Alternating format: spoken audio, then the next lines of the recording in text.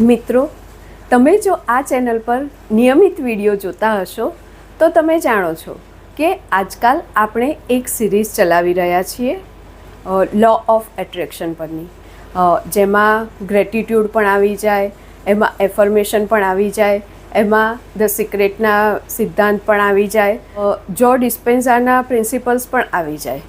પણ આજે આ વિડીયોમાં એ બધી ભારેખમ વાત નથી કરવી.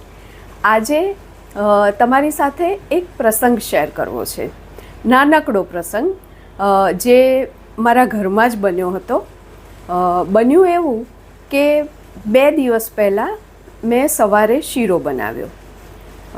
હવે મારા દીકરાને શીરો બહુ ખાસ ભાવતો નથી, પણ એ દિવસે કે વાહ મમ્મી, શું શીરો બનાવ્યો છે, મજા આવી ગઈ.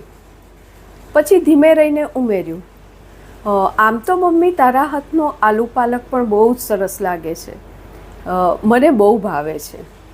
અને જોને અત્યારે જ મારા મોંમાં પાણી આવી ગયું. તમે વિચારી લીધું હશે કે શું બન્યું હશે. મેં બીજે દિવસે નહીં, એ જ દિવસે સાંજે દીકરાને આલુ પાલક ખવડાવ્યું.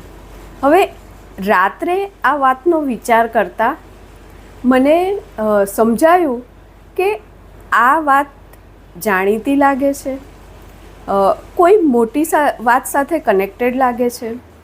તો મને લાઇટ થઈ કે અરે, આ તો થઈ ગ્રેટિટ્યૂડ પ્રેક્ટિસ. ગ્રેટિટ્યૂડ પ્રેક્ટિસમાં આપણે શું કરીએ છીએ? આપણને જે મળ્યું છે એનો આભાર માનીએ છીએ. આપણે વાત થઈ છે એ પ્રમાણે 3 થી 5 એવી વાતો જે આપણને મળી છે એનો આભાર માનવાનું, અને પછી આપણને જે જોઈએ છે એ જાણે આપણને મળી ગયું હોય એવા આનંદ સાથે બોલવાનું.